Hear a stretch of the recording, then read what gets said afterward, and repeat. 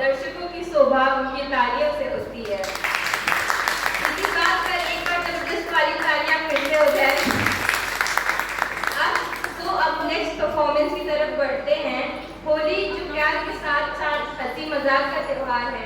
एक होली की famous tagline है, बुरा न मानो होली है। तो हमारे इस खुशनुमा माहौल को और खुशनुमा बनाने आ रही हैं मिसेस आरती श्रीवास्तव जी। तो जोरदार ताली से स्वागत करते हैं इनका।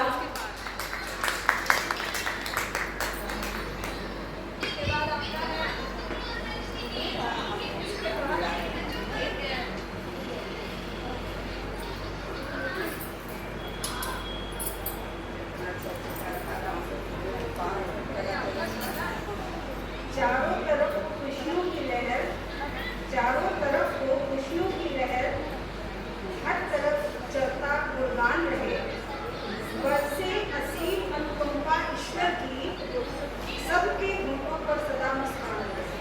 नमस्कार मित्रों, आज के इस होली मिलन समारोह के अवसर पर इस सभागार में उपस्थित इस संगठन के समस्त पदाधिकारियों तथा यहाँ पर उपस्थित सभी गणमान्य बहनों का, बच्चों का मैं इस संगठन की ओर से हार्दिक अभिनंदन करती हूँ। श्रृंगार आदि 9 रस माने गए, उनमें सबसे सर्वोत्तम रस है हास्य रस, और यह एक हास्य रस जो है थेरेपी का काम करता है।